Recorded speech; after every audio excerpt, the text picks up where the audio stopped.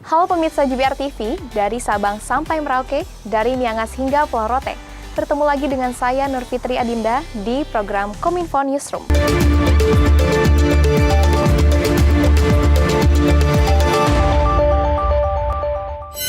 Pemirsa, mengawali informasi pertama, Presiden Joko Widodo mencabut ribuan izin usaha tambang, kehutanan, dan hak guna usaha perkebunan. Hal ini merupakan hasil evaluasi atas berbagai perusahaan yang tidak menyampaikan rencana kerja kepada pemerintah dan menelantarkan area-area produktif.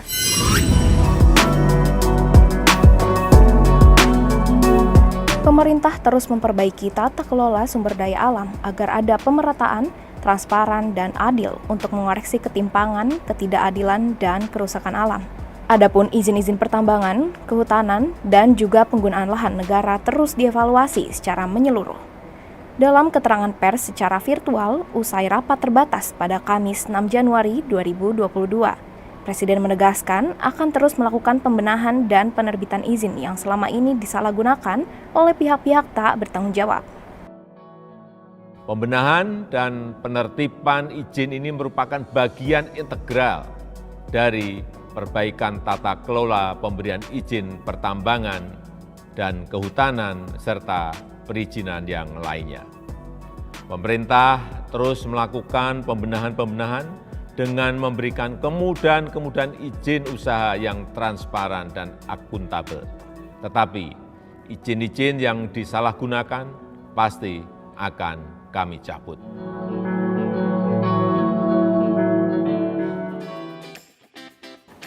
Di kesempatan yang sama, Presiden Joko Widodo juga menyatakan bahwa Indonesia bersikap terbuka bagi para investor kredibel yang berkomitmen menyejahterakan rakyat dan menjaga kelestarian alam.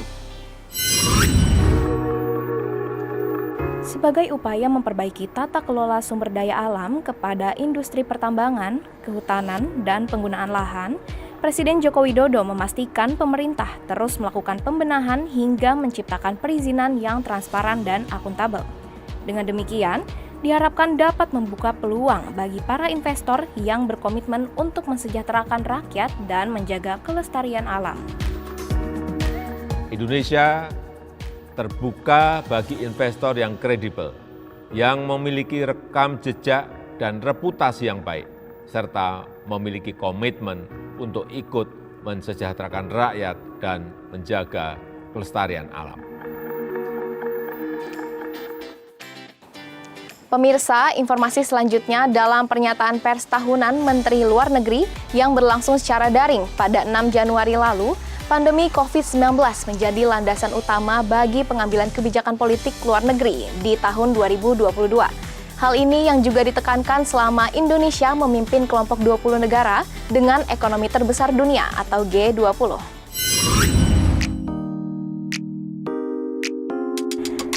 Dalam keterangan pers tahunan pada Kamis 6 Januari 2022, Menteri Luar Negeri Retno Marsudi menyampaikan, diplomasi kesehatan akan terus menjadi salah satu prioritas Indonesia. Indonesia akan memperluas kerjasama jangka panjang demi memperkuat infrastruktur dan industri kesehatan nasional, termasuk diantaranya produksi obat-obatan maupun vaksin secara mandiri. Selain itu, pada tingkat global Indonesia akan mendorong peningkatan arsitektur kesehatan dunia lewat WHO, G20, sampai kesepakatan kesehatan antar negara-negara di dunia. Penguatan arsitektur kesehatan global menjadi salah satu prioritas keketuaan Indonesia pada G20. Indonesia akan terus mendorong penguatan peran sentral WHO dalam mengkoordinasikan aksi global di bidang kesehatan. Indonesia juga menilai pentingnya sebuah pandemic treaty yang baru agar dunia lebih siap menghadapi pandemi. Indonesia siap berkontribusi secara konstruktif dalam proses negosiasi pandemic treaty tersebut.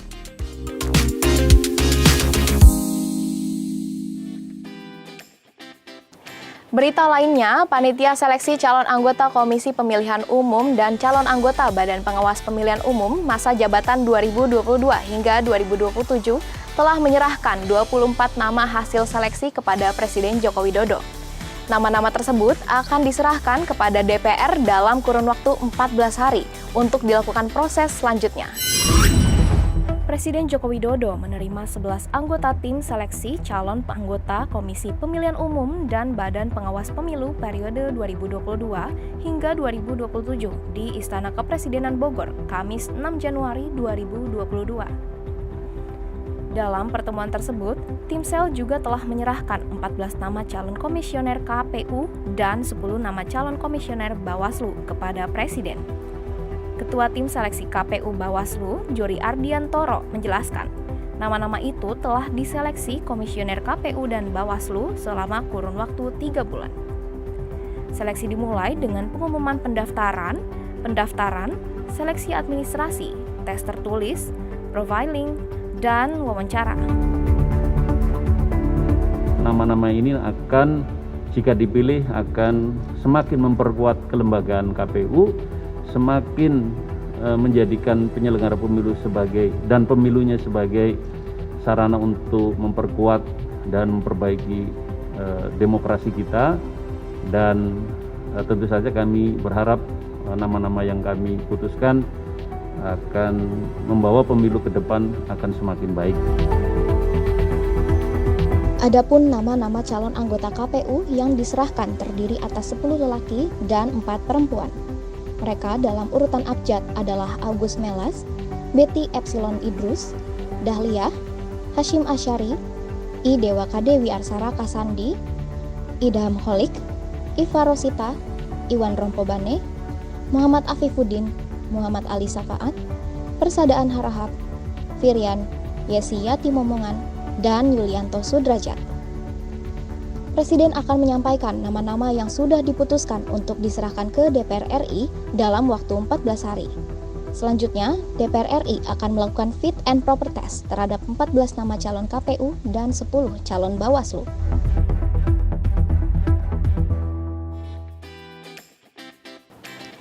Informasi terakhir, juru bicara penanganan COVID-19 Wiku Adhisa Smito menyatakan, program vaksin booster atau dosis ketiga akan diprioritaskan bagi kelompok masyarakat 18 tahun ke atas yang sudah menerima vaksinasi lengkap sebanyak 2 dosis lebih dari 6 bulan.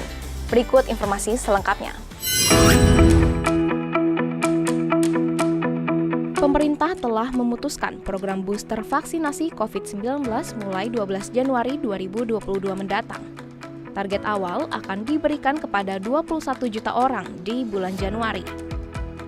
Dengan ini, pemerintah Indonesia berupaya berkontribusi besar terhadap komitmen dari WHO untuk mencapai target 70% populasi dunia tervaksinasi di pertengahan tahun 2022. Juru bicara Satgas Penanganan COVID-19 Wiku Adhisa Smito menegaskan, untuk vaksinasi booster di Indonesia, utamanya memperkuat kekebalan komunitas di daerah yang kekebalan komunitasnya sudah mulai terbentuk. Program ini diprioritaskan bagi kabupaten atau kota yang capaian dosis pertama sudah 70% dan 60% untuk dosis keduanya. Oleh karena itu, pihaknya meminta daerah yang belum memenuhi sasaran cakupan vaksinasi COVID-19 lengkap yang ditetapkan untuk segera mencapai target. Status vaksinasi di tiap daerah dapat kita lihat bersama di https:vaksin.kemkes.go.id. Kami berharap untuk daerah yang belum memenuhi kriteria tersebut untuk dapat mengejar target vaksinasinya. Vaksin booster untuk saat ini akan diperuntukkan bagi masyarakat berusia di atas 18 tahun dan telah mendapatkan vaksin dosis kedua dengan jangka waktu lebih dari 6 bulan. Itulah ragam informasi yang telah kami kemas untuk Anda. Dapatkan terus update berita pilihan setiap harinya di kanal GPR TV atau melalui sosial media gprtv.id. Saya Nur Fitri Adinda pamit, sampai jumpa.